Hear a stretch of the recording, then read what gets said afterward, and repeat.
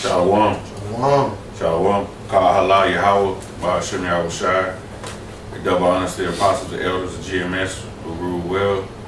Peace and blessings to the hopeful elect. You know, it's GMS Arkansas, Stop and Listen, Prisoners of Hope.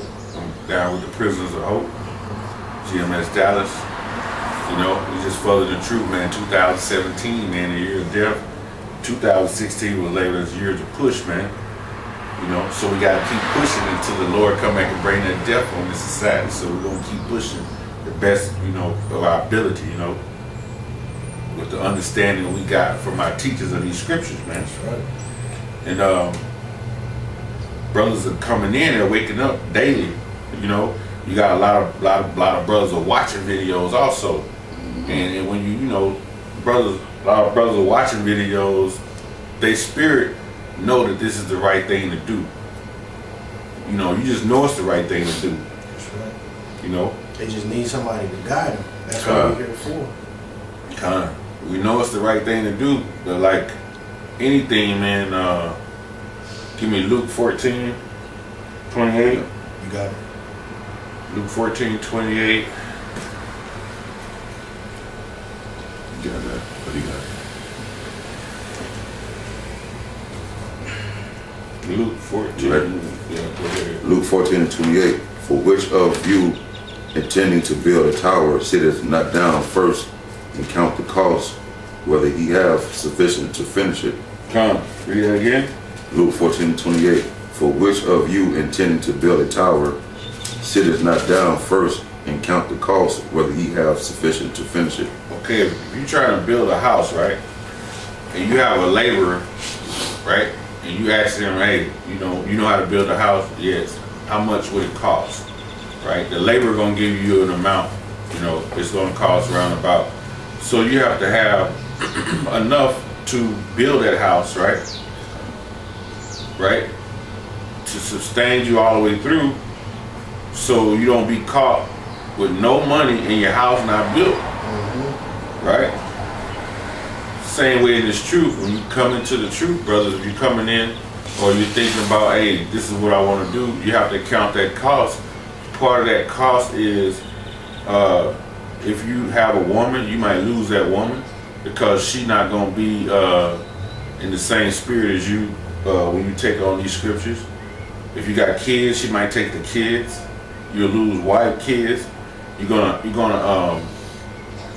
gonna clash with parents who've been in them Baptist churches all them years. You gonna clash with them, you know, because they've been indoctrinated into the funk, man.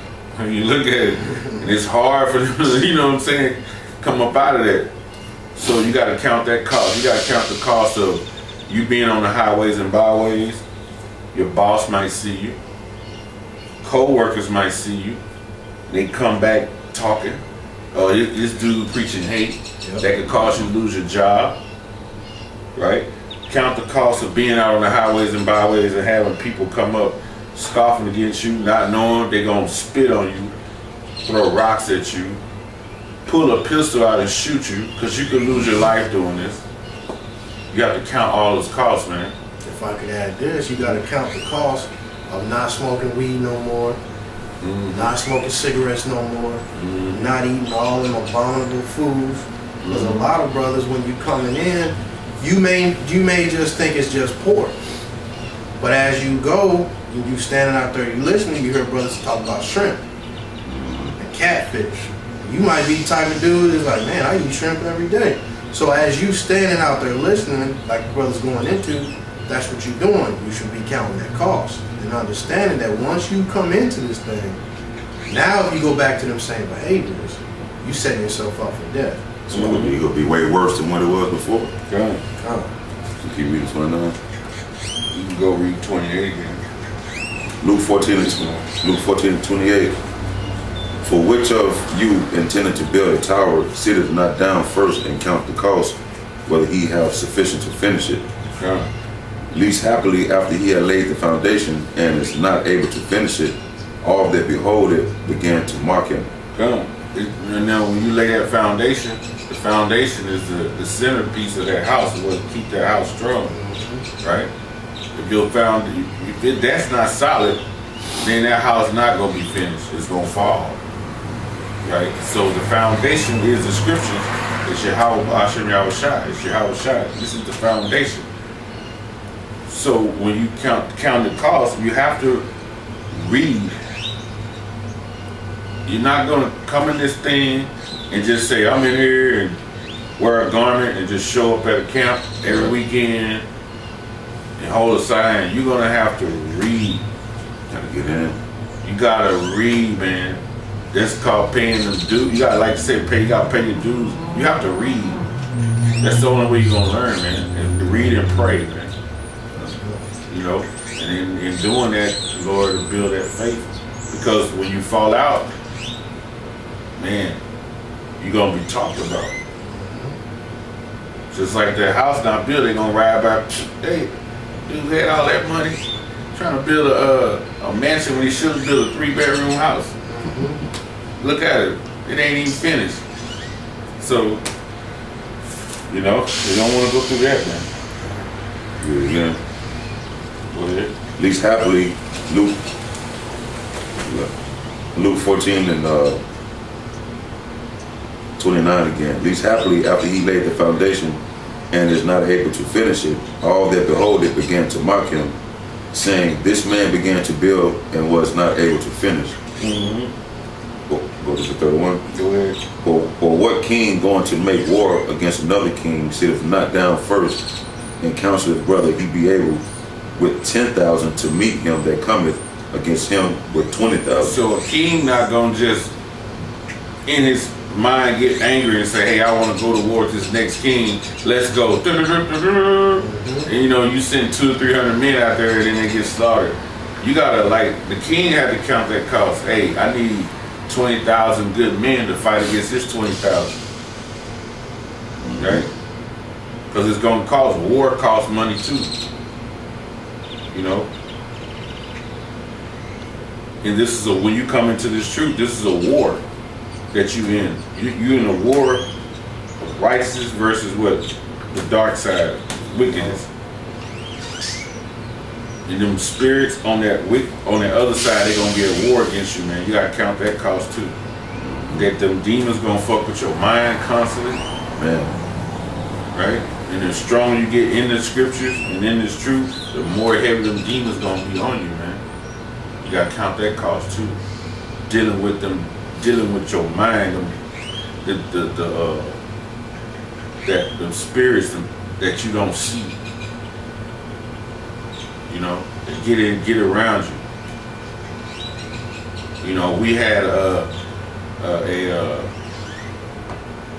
was that like a fourth dimension light? You can see the demons that's hanging around.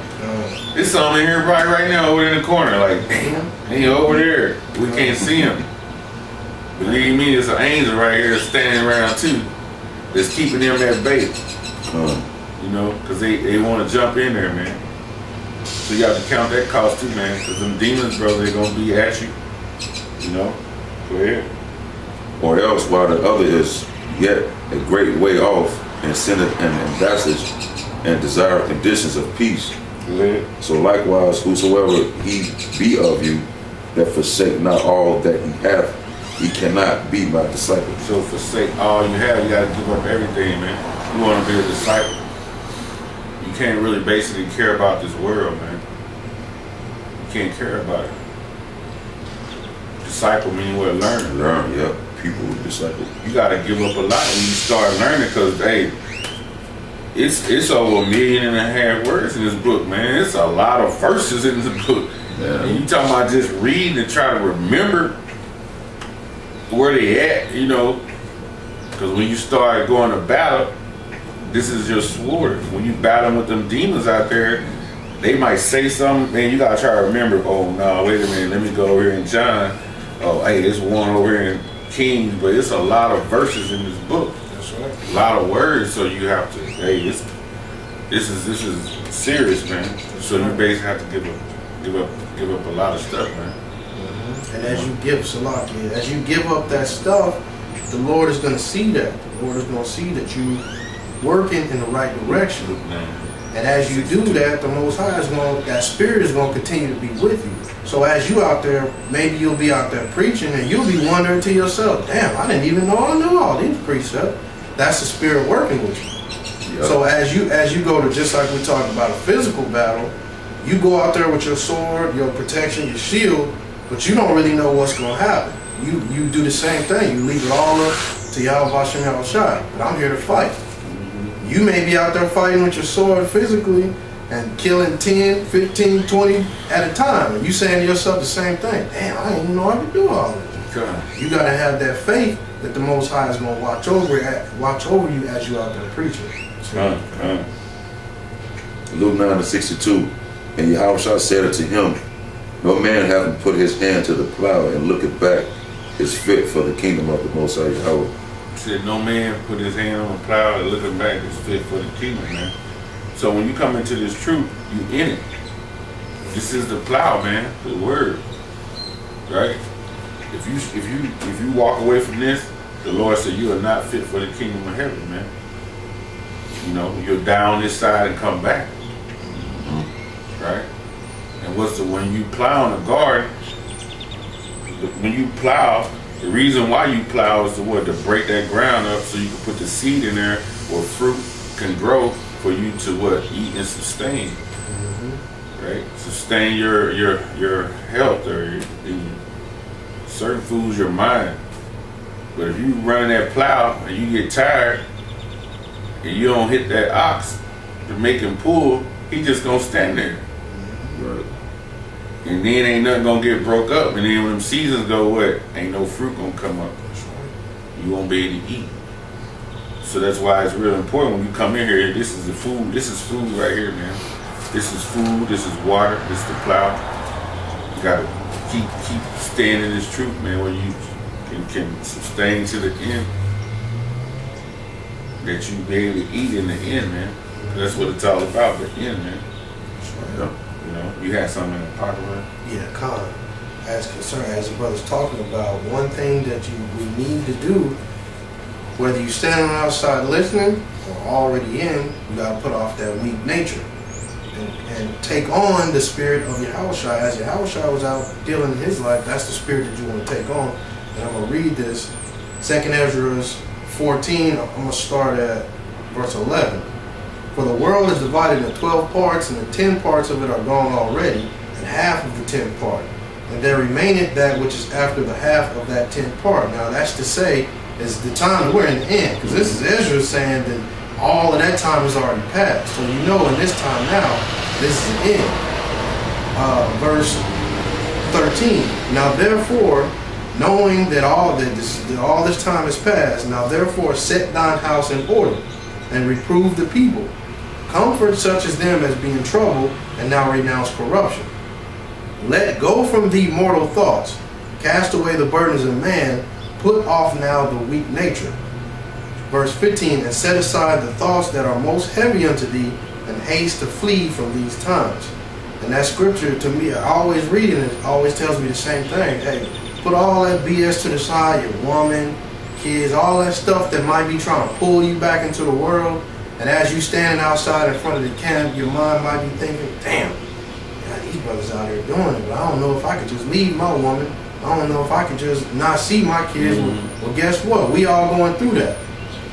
And we're going to have to go through that in order to get that great prize.